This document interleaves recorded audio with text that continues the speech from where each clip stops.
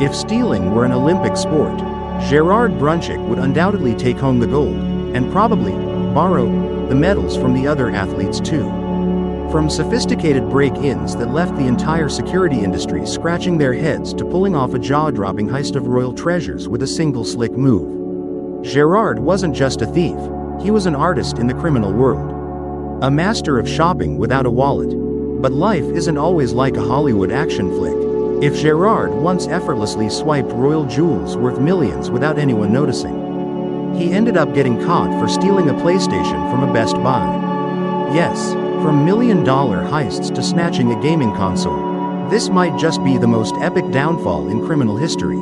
But hold on, don't laugh just yet. The journey from a clever kid stealing a carton of milk to outsmarting entire banking systems is a wild ride. And you won't want to miss a single second of it. Welcome to Crime Whispers, where we unravel mysteries. Don't forget to hit like and subscribe so we can reach 1,000 subs soon. Gérard, the star of our story, was born on February 4, 1972, in Winnipeg, Canada.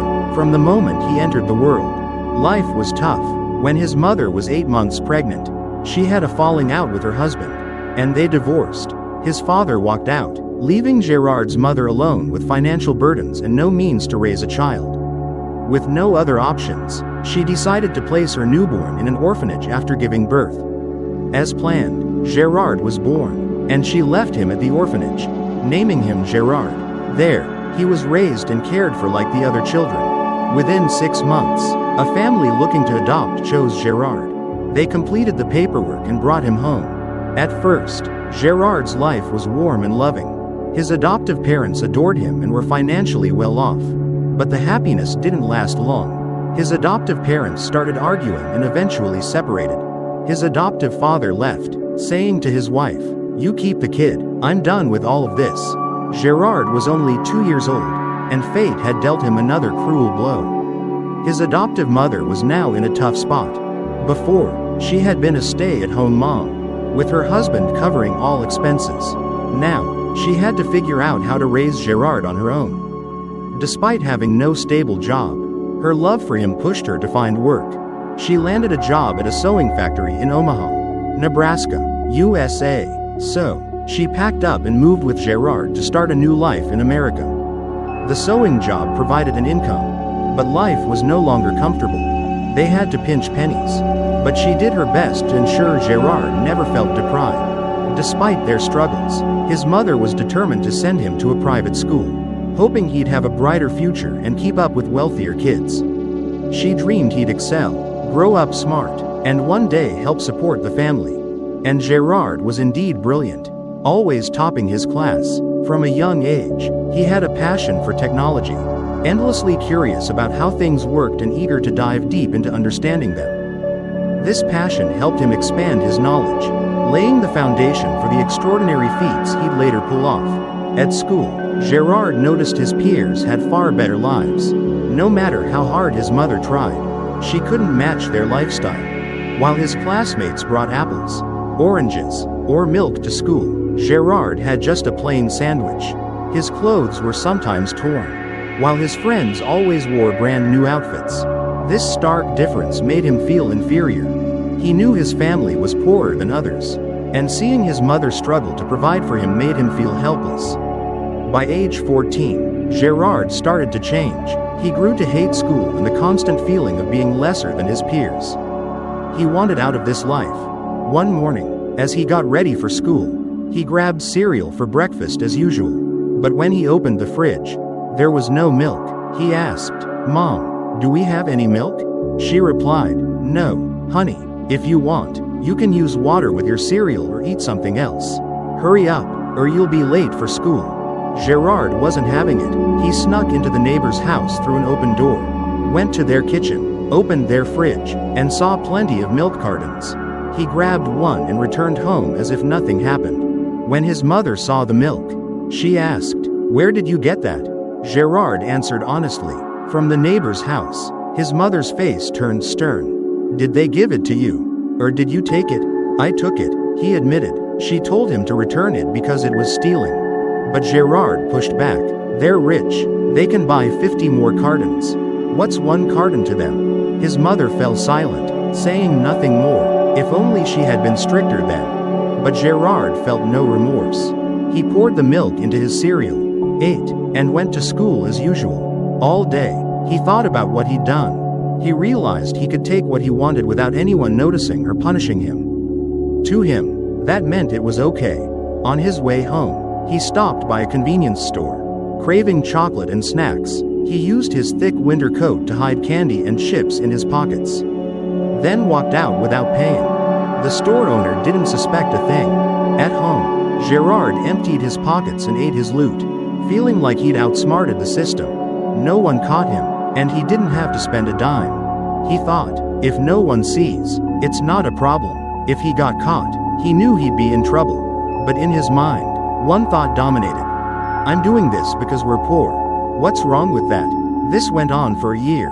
After school, he'd sneak into stores, take what he could, and eat at home. His mother had no idea. It was like a self-taught course in thievery. By age 15, he set his sights on more valuable items. One day, while wandering a mall, he spotted an electronics store with a VHS camcorder, a hot item at the time. Gérard, obsessed with tech, wanted it to record his daily life. But how could he steal something so big? He watched the cashier, looking innocent and unassuming. When the cashier was distracted, he grabbed the camcorder and walked out as if it were his own. No one stopped him. At home, he was thrilled, filming everything around him. When his mother asked about the camcorder, he lied. A friend let me borrow it. She believed him, since his wealthy school friends often shared things. So it didn't seem odd. At this point, Gérard felt untouchable, but he didn't want to steal just for personal use anymore. He wanted to make money. He returned to the electronics store, this time taking smaller items like pagers and batteries, stuffing them in his coat and leaving unnoticed.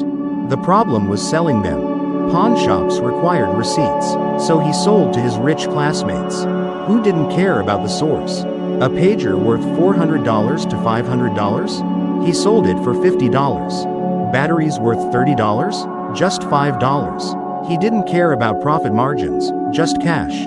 From a poor kid, Gérard, at just 15, had become a professional thief. He started saving money and felt exhilarated.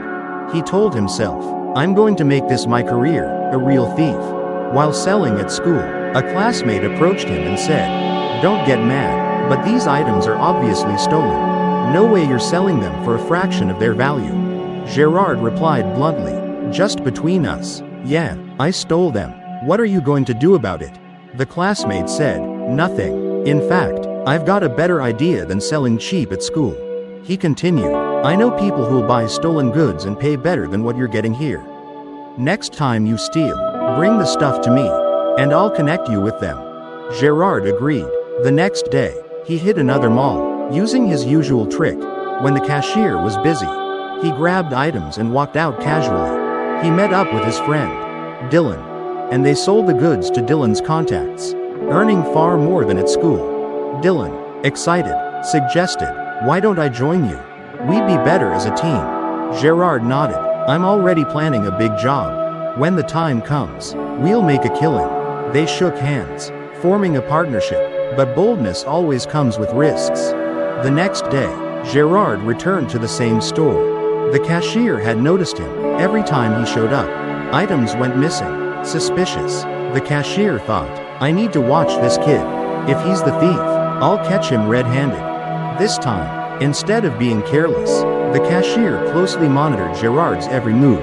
When he saw Gérard slip items into his coat and head for the exit, he didn't act immediately. Instead, he followed quietly, hoping to find where the stolen goods were stashed.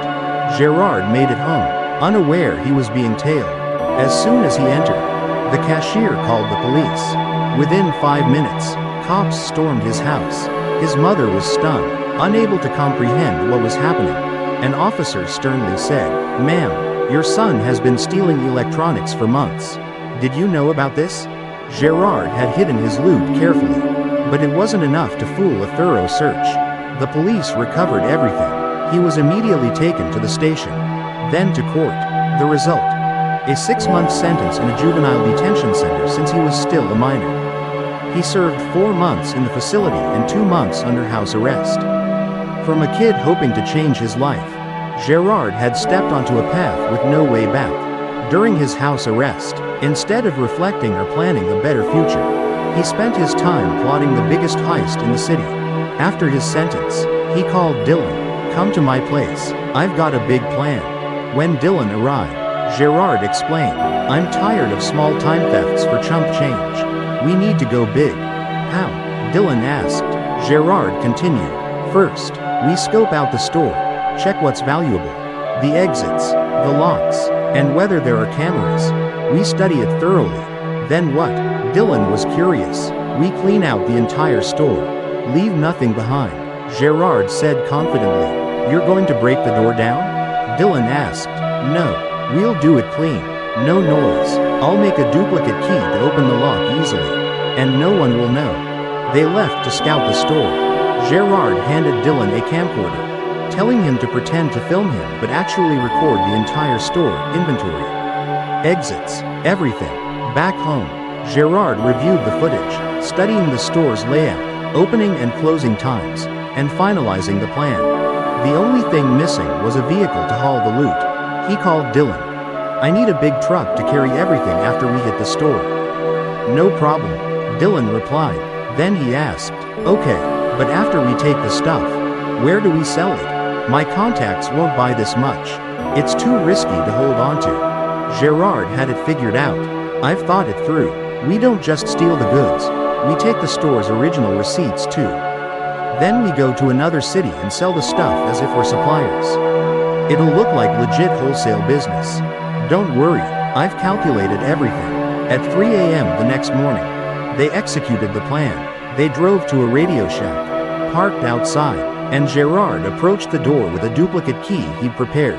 He'd even made backups in case one didn't work. The plan was meticulous. The door opened easily, and they slipped inside, grabbing everything: radios, recorders, phones, pagers, cameras, anything valuable. Before leaving, Gérard took all the receipts from the cash register. They drove straight to Kansas City, sold what they could, and kept the rest to sell to Dylan's friends. The heist netted them over $1. Gérard was ecstatic, reveling in the perfect crime. But after this job, things changed. His small-time thefts fueled growing greed. He wanted more money. He turned stealing into a systematic operation. Before each heist, he filmed the store, studied entrances and exits, then struck at night, cleaning out everything. Using this method, he successfully robbed 7 stores without getting caught. The money piled up, but not everything sold immediately. He stashed unsold goods at friends' houses, in school lockers, or his own closet. With cash flowing, he hid it in secret spots at home to avoid his mother's suspicion. He started spending freely, buying birthday gifts for friends, presents for his mom. No one knew the gifts came from stolen money. In 1988, at just 16, he decided to buy his mother a house. He found a suitable one, bought it, and decorated it beautifully. Then he told her, "Mom, I got you a new house." She was stunned. "Are you serious? We can't even afford milk. How could you buy a house?" He insisted, "I'm not joking. I really bought it." He took her to see the house. "This is yours," he said. She was speechless, then asked, "Where did you get the money? You're 16 and jobless." He lied. "My friend and I pooled our money. Half is mine, half is his." His mother wasn't fooled. "Forget your friend. Where did your half come from?" He kept lying. "I've been working after school. I didn't tell you because I didn't want you to worry. I saved up to buy this." She didn't believe a word but couldn't do anything. As long as the police didn't show up, she let it slide. As Gérard sank deeper into crime, his personality changed. Once a top student, he became a target for bullies who saw themselves as tough guys. He wanted to join them, not just to fit in, but to outshine them. He started hanging out with local gangs, introducing himself as a thief and bragging about his heists. He didn't just talk, he had proof. Filming every job from start to finish, like trophies of his exploits. He even dreamed of making a movie about himself. The gangs, impressed by his boldness, welcomed him. "Join us. Be one of us." He started living like a true gangster. buying a gun to protect himself and taunting cops whenever he saw them. All caught on camera. Dylan, his close friend, noticed the change and warned him. "Wake up, man, you're going too far. You've got a house, a good life, stay away from this. Gangs only end up in jail or dead." Gérard laughed it off. "It's fine. We need a place in this neighborhood. People to back us up." He ignored Dylan's advice. The gangs had another way to make money, insurance fraud. The trick was simple. Buy a car with insurance, destroy it, and claim the full value. They'd buy cheap cars, set them on fire, and collect payouts far exceeding the car's worth. Gérard thought it was easy money and decided to try it. He bought a cheap car and told Dylan the plan. Dylan agreed. "No problem. Take it to a remote spot, burn it, and claim the insurance." They drove to an isolated area. Gérard doused the car with gasoline, hood, sides, engine. He lit a match and tossed it. The car burst into flames as they watched. Dylan suddenly spotted a cop at the corner. "Gérard, there's a cop. Did he see us?" Gérard shrugged. "Relax. If he saw, he'd already be here. Who'd burn a car in front of a cop?" But Dylan was uneasy. Before he could react, Gérard boldly walked up to the cop's car. The officer lowered his window, eyeing him suspiciously. Gérard played innocent, panicking. "My car overheated and caught fire." The cop wasn't fooled. He smelled gasoline reeking from Gérard, clear evidence of arson. Without hesitation, he got out, cuffed Gérard, and said, "You're a liar." Dylan stood frozen, unsure what to do. Then he followed the cop car to see where Gérard was taken. Luckily, he and Gérard had installed a device to intercept police radio, letting Dylan eavesdrop on their chatter. He drove slowly, listening, ready to help Gérard escape. At the station, Gérard faced two cops in interrogation, one playing good cop, the other bad cop. A classic tactic. The bad cop tore into him. "You're a thief, a gangbanger. You don't belong here. You belong in jail. You're ruining this community." Gérard was furious but stayed calm, repeating, "The car caught fire on its own. I had nothing to do with it." The cops gave him 5 minutes to rethink his story and left. Gérard scanned the room for an escape. The door was locked, and jumping out the window meant a dangerous fall. Then he noticed the ceiling, a drop ceiling he could push up and crawl into. Fit and agile, he climbed onto the table, lifted the panel, and hid inside. 5 minutes later, the cops returned, stunned. "Where is he? Did he escape?" They sounded the alarm. Cops flooded the room, asking, "Anyone see him? He's gone." A criminal escaping from a police station was a massive scandal. Officers rushed outside, jumped into patrol cars, and scoured the area, broadcasting his description over the radio. But they didn't know Dylan was listening in. Parked nearby, when he heard Gérard had escaped, he drove behind the station, knowing Gérard couldn't have gone far. Suddenly, a cop tapped Dylan's window, smirking, "Here to help your buddy escape." "Huh?" They arrested Dylan and locked him in the same interrogation room. From the ceiling, Gérard watched it all, helpless. The cops grilled Dylan. "What are you doing here? Helping your friend escape? Where's Gérard?" Dylan stayed cool. "I don't know anything. I heard my friend's car caught fire, so I came to check. I didn't know he escaped." The cop pressed, "If he escaped, you're helping him, right?" Dylan stood firm. "I told you, I don't know anything." From above, Gérard was touched by Dylan's loyalty, refusing to snitch despite pressure. With no evidence, the cops let Dylan go, warning, "Get out and don't come back." Dylan left, and Gérard waited until the station was empty. The last cop turned off the lights, and Gérard dropped down, thinking, "This station is mine now." He wandered the rooms, and a vengeful idea struck. He remembered the cop who'd insulted him during interrogation. Gérard snuck into the officer's office. Rummaging through it, he found a photo of the cop with his wife and daughter, the same guy who'd humiliated him. Time for a lesson, he thought. He took everything: the family photo, notes, the cop's badge, even his gun. Then he drew a smiley face on a bullet and left it on the desk as a taunt. With his haul, he slipped out of the station but made a critical mistake. He went straight home. As expected, the police's first stop was his house. From his window, Gérard saw something off.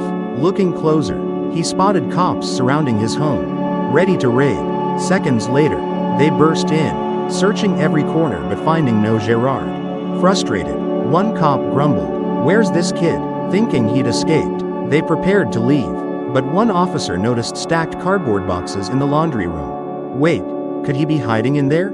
They moved the boxes and found a hidden door. "Gérard, are you in there?" a cop shouted. "Come out, or we're coming in with guns." No response. They opened the door, and there was Gérard, completely naked. "Put some clothes on," a cop yelled, tossing him pants. They dragged him out, looking like a cornered rat. He was thrown into a cop car with his stolen loot, radio, badge, gun, and the cop's family photo. Before driving off, an officer warned the driver, "Watch this guy, he's slippery and might try to escape." The driver scoffed. "Escape? He's cuffed in the back, and the doors only open from outside. He's not going anywhere." They headed to the station. But another issue arose. Gérard's mother had tipped off the press, accusing the police of mistreating her son. Dozens of reporters gathered outside the station, ready to snap photos and break the story. To avoid the media, the cops ordered the driver, "Don't use the front entrance. Take him to the basement garage." The officer complied, parking in the garage and waiting for instructions. Feeling hungry, he locked the car and stepped out to grab food. Gérard, still cuffed, saw his chance. While the cop was distracted, he scrambled to the front seat and locked the doors from inside. The cop heard the click, turned, and froze, seeing Gérard in the driver's seat, hands cuffed but gripping the wheel. Panicking, the cop drew his gun and shouted, "Get out now, or I'll shoot." Gérard ignored him, started the engine, shifted gear, and floored it, swerving toward the cop, who dove out of the way. Gérard sped out of the garage, now a fugitive driving a stolen police car. He raced to get away from the station, but he wasn't a skilled driver, and the cuffs made it nearly impossible. Realizing he couldn't keep going, he ditched the car, jumped out, and ran. The police weren't letting him go. A fast officer caught up, tackled him, and ended the chase. This time, they weren't taking chances. Two officers flanked him, one in front, one behind, as they drove him back to the station, then to court. In 1993, Gérard was sentenced to 7 years in prison and ordered deported since he was born in Canada. The U.S. authorities decided that after his sentence, he'd be sent back immediately, no extra day in America. He'd caused enough trouble. In 1997, after 4 years, Gérard was released early and deported to Canada. Back home, he faced a harsh reality: no money, no job, no plan, no work experience, no support. He was alone. He called his mother in the US, "Mom, I hid some money at home. No one knows about it. Get it and send it to me. I need it to survive here." She knew the money was stolen and should have turned it over to the police. Instead, she sent it all to her son. With the cash, Gérard rented a small hotel room. But it only lasted a month or two. He spent recklessly, and the money ran dry. After multiple stints in jail, this was his chance to start over, get a job, learn a trade, or go to school. But stealing was in his blood, ignoring any chance for change. He fell back into his old ways. He roamed malls, pulling the same thefts as in the US, stealing from stores and selling the goods elsewhere. No receipts needed. He made $30 CAD a month, more than a doctor's salary, living comfortably off stolen goods with no thought for the future. He frequented nightclubs, spending lavishly on drinks and parties. At his favorite bar, he met a woman who introduced him to her boyfriend, Aaron Cyber. The two hit it off instantly. Both were criminals, and when two like-minded outlaws meet, things get dangerous. Gérard couldn't believe he'd found the perfect partner. Same mindset, same age, same love for stealing. Excited, he skipped dinner, turned to Aaron, and bragged, "Buddy, I drove the US cops crazy." He showed Aaron old videos of his American heists. Beaming with pride, Aaron was floored. "I thought I was the best thief in this city, but you're on another level." Gérard smirked. "That's just the tip of the iceberg. Since I got to Canada, I've been hitting stores daily, making $30 a month." Aaron's eyes widened. "For real?" Gérard nodded confidently. "Don't believe me? Tomorrow, I'll take you and show you how I do it." The next day, Gérard took Aaron to a big mall. Right in front of him, Gérard stole in broad daylight. Fearless and unfazed, Aaron watched, jaw dropped. How could he stuff items in his bag without a care? But inside, Aaron wasn't just shocked, he was thrilled.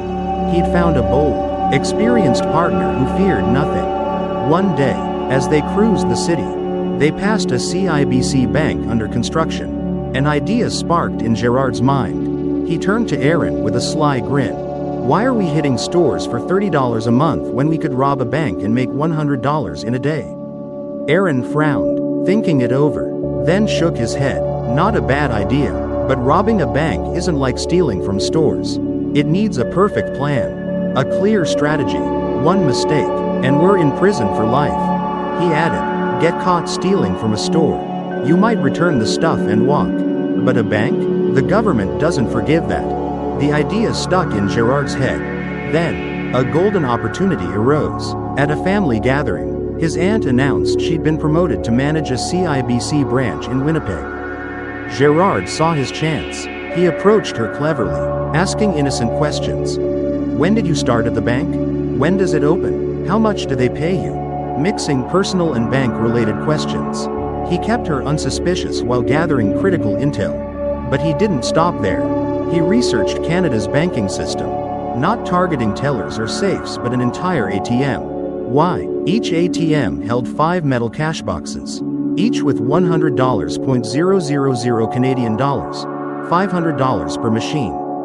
"If I can steal a whole ATM, I'll have enough to live for a year," he thought. He studied bank layouts, ATM placement, cash loading processes, lock types, and how to open the cash boxes. He bought similar locks to practice, mastering their security mechanisms. He rented a hotel room across from the bank to observe from above. Noting police patrol times, the number of security guards, and daily routines, Gérard wanted a perfect heist. He got the bank's blueprints, pinpointing ATM locations, exits, and security systems. But distant observation wasn't enough, he needed eyes inside. The bank was set to open in March 2004, meaning ATMs would soon be loaded with cash. He needed to confirm each machine held $500. He bought a tiny nanny cam that transmitted live footage. In January 2004, with 2 months to prepare, he snuck into the bank at night when no guards were present. Since it wasn't operational, there was no money or full security. He placed the camera perfectly, facing the ATM to capture the cash loading process. The next day, he watched as employees loaded 5 cash boxes into each machine, confirming $500 per ATM. He also learned how the ATMs opened, how employees handled security, and where the alarm sensors were. He knew mishandling the ATM would trigger an alarm, alerting police and guards. He spent weeks studying how to disable the security system to avoid setting off alarms. The night before the bank's opening, when the ATMs were fully loaded, he decided to strike. That evening, employees filled the ATMs, unaware they were being watched. Gérard called Aaron, and they geared up, dark clothes, a getaway car, and drove to the bank. They didn't use the main entrance but crawled through the ventilation system to enter undetected. Gérard expertly opened the first ATM, but a small mistake triggered the alarm. Panicking, he shut the machine and signaled Aaron to hide in a nearby room. Within 10 minutes, guards arrived, checked the area, found nothing, assumed it was a false alarm, and left without calling the police. Once the coast was clear, Gérard and Aaron returned, working more carefully. They removed the cash boxes, opened them in the room, and took every dollar, $1 million CAD in a few hours. They stuffed the money into bags, loaded the car, and sped to Gérard's house. For 2 minutes, they stood in awe. They'd pulled off one of Canada's biggest ATM heists without firing a shot. The next morning, bank employees arrived, opened the doors, and were shocked to find 2 ATMs emptied. They called the police immediately. Within hours, detectives, investigators, and the media swarmed the scene. A major bank robbery with no trace left behind became headline news across TV, newspapers, and radio. The public was stunned. How could a bank be robbed without a trace? The thief had to know the bank inside out. Canada's top investigators were mobilized. Bank robberies were rare in Canada, making this case a shock.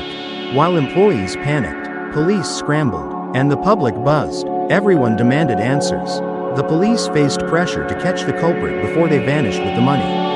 But Gérard had a problem. The CIBC Bank was in a busy area near a Walmart. Sharing a parking lot, Walmart employees routinely checked the lot, especially at night. That night, one noticed Gérard's car parked too long and recorded its license plate to report later.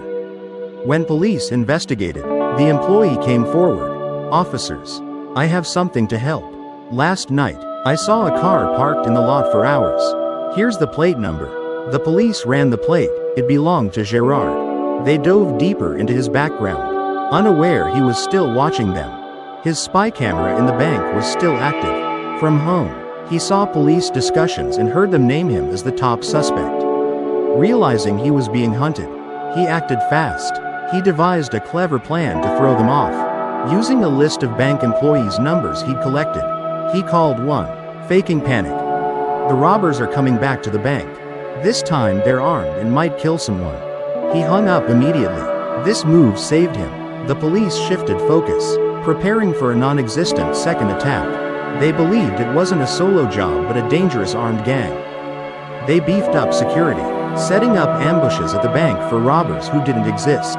Meanwhile, Gérard used the distraction to erase his tracks and plan his escape. Still, he wasn't in the clear. The police kept him on their radar.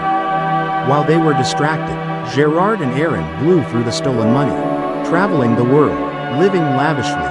Despite their wealth, Gérard loved scamming. He used fake tickets to watch major football games or Formula One races, though he could afford VIP seats. For him, outsmarting the system was more thrilling than spending money. But their reckless spending drained the cash fast.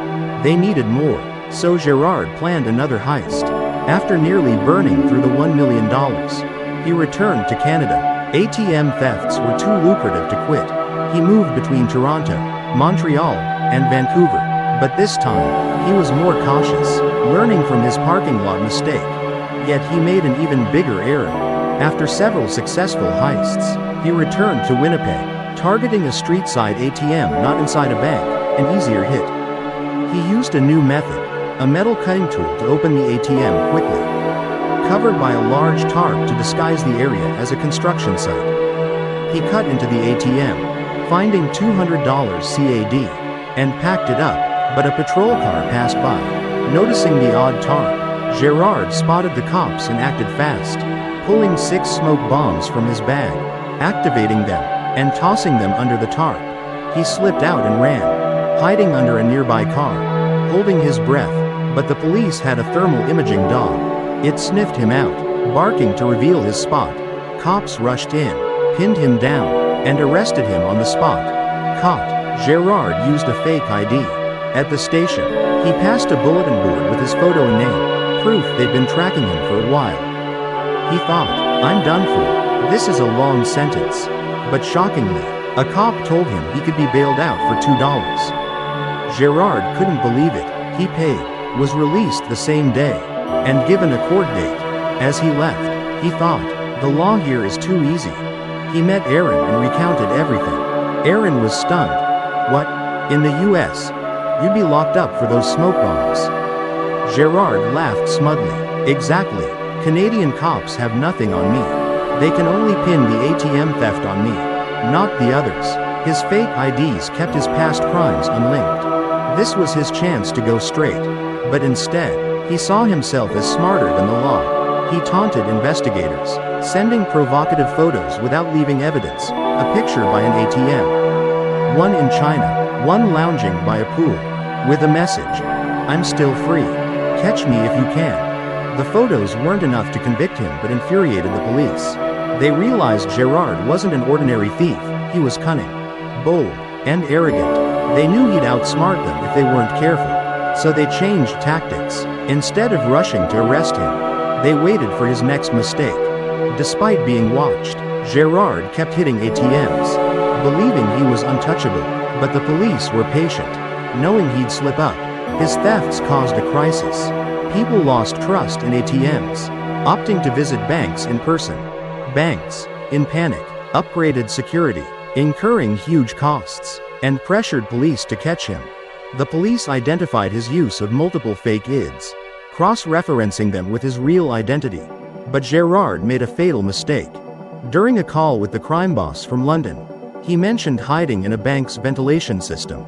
The police, tapping his calls, traced the signal to a Scotiabank, his next target. They set up surveillance around the bank, parking a patrol car nearby. Gérard noticed the unusual activity, cops everywhere. A suspicious car at 3 a.m. That's got to be police, he thought, canceling the heist and fleeing. But the cops weren't letting him go this time. That night, they launched simultaneous raids on 3 locations: Gérard's house, Angela's house, and Aaron's house. All 3 were arrested and questioned separately. Gérard went first. The police played his calls with the crime boss, but he denied everything. "That's not me. How do you know it's my voice?" They showed his taunting photos, but he shrugged. "Maybe someone looks like me." Next, they interrogated Aaron, offering a deal. "Cooperate, and we'll lighten your sentence. Otherwise, you'll never see your mom again." Aaron called his mother, and the police recorded it. After the call, he broke down but stayed silent. "I didn't do anything. Gérard's innocent too. You've got nothing on us." Finally, they brought in Angela. She held out at first but cracked under pressure, spilling everything about Gérard's schemes. "Yes, Gérard's the mastermind. I just followed his plans." Her testimony was the final piece. She became the key witness against Gérard in court. With overwhelming evidence, Gérard initially denied everything but later flipped. Pleading guilty, he handed over videos of his heists, undeniable proof, and returned the stolen royal jewels from the CC Museum in Austria. Everyone expected a century-long sentence, but the outcome shocked them. Gérard got only 8 years. Thanks to his cooperation, he provided details on international crime networks, helping police dismantle major operations. His intel stopped dangerous plots, earning him leniency. After years of outsmarting the law, Gérard finally paid a price. No longer in control, he stood before the judge and said, "I'll return everything I took. I want to start over. I'm sorry and hope for forgiveness." In 2013, after 5 years, he was released early for good behavior. He vowed to go straight, got a job, and lived quietly at first. But on March 22, 2017, police arrested him again, not for a $1 million heist, but for stealing a PlayStation from Best Buy. He walked in, saw the console, grabbed it, and left. But everyone in town knew his face. The police tracked him down and arrested him at home. Despite his global heists, a PlayStation brought him down. His thieving instinct never left. In the end, all his perfect plans and $1 million jobs led to one simple outcome: prison. He could steal the world's most valuable treasures, but the one thing he couldn't take was a free life. Looking back, we ask, what's the point of brilliance if it leads to ruin? What's true success? Stealing the world or building something for it? If Gérard hadn't taken that milk carton as a kid, would his life have been different? The lesson isn't just that crime doesn't pay, it's that every path starts with a small choice. A seemingly harmless act can spiral into a life of mistakes. You can't outrun your consequences. So, the question is, will you use your intelligence to build or destroy? Will you be a cunning crook or a truly great person? The answer lies in your choices right now. Share your thoughts in the comments below. See you next time.